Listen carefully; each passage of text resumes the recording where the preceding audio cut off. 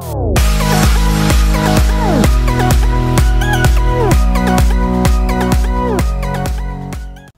everybody, it's vanburman here. Welcome back to another video. Today we're going to be looking at the GTX 480 inside Yggdrasil again, as the 1050 was. Now I've overclocked it, and for all the GPUs I will be looking at coming up, I will overclock them as well to as high as I can get, so I can get the best results possible. Now this comes with a 1.5 gigs of DDR5 RAM, and it supports up to DirectX 11 as well, so it's compatible with all the games I tested previously. It does require an 8-pin and a 6-pin power connector and a 600 watt power supply, with a TDP of 250 as well, so it really does, you know, need the power effectively. So the first game we looked at was Witcher 3, compared it to the 1050, and it's all within margin of error as far as I'm concerned. Anything that's, you know, within 10% of each other is, you know, margin of error. It could, a couple of different runs I could get similar results, likely, you know, one might be higher than the other in that regard. So these are really good results, I think, from the 480, and it's, well, neither of them managed to get that 30 minimum, but still, nevertheless, I was impressed. It even ran really well while I was recording, and yeah, no issues at all. That was on high settings as well. Next we looked at Total War Warhammer. The 1050 really pulled away here. Not that the game was not playable on a 480, definitely was, and this was through the benchmark. So yeah, if I'd tweaked around with a couple of stuff, dropped it to high or whatever, we would have had far better frame rates than the 480, but to do the direct comparison with the 1050, I kept it all the same, and I kept it all the same actually across all the games, so just makes it a little bit easier to digest.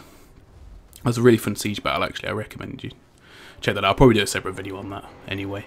So coming into Grid 2, once again, same situation. 1050 really does pull away from the 480. However, the 480 is still more than playable. It ran perfectly.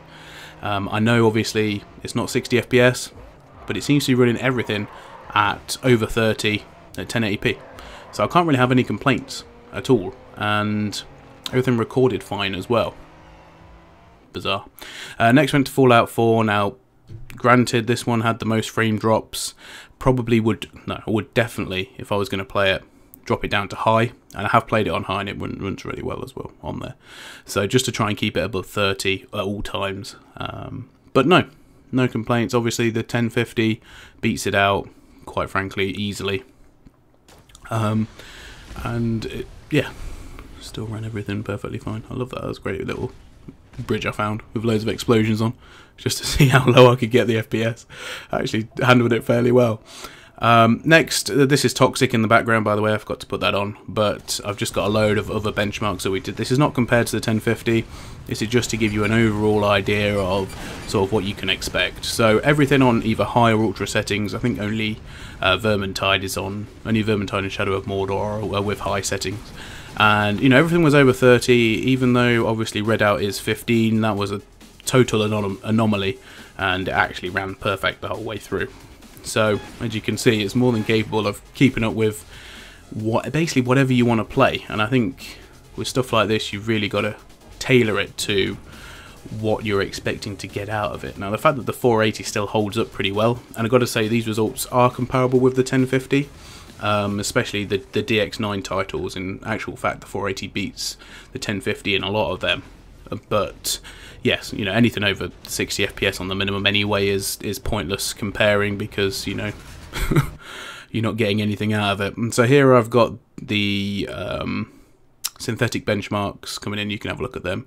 I think the only one it won on was the Heaven benchmark, if I'm right. Not by a lot, but I think it did win on that, which I was quite impressed with.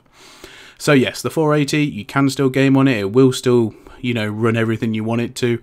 This version actually ran really, not quiet, but it only got to about 70 degrees. My last card regularly hit the high 90s. So if you've already got one of these in your system, you're going to get some great gaming performance. But if you're looking at buying a card, you're far better off going to the 1050. Lower power usage, doesn't require an external power, and it's a lot quieter too. Hope you enjoyed the video, guys. Goodbye.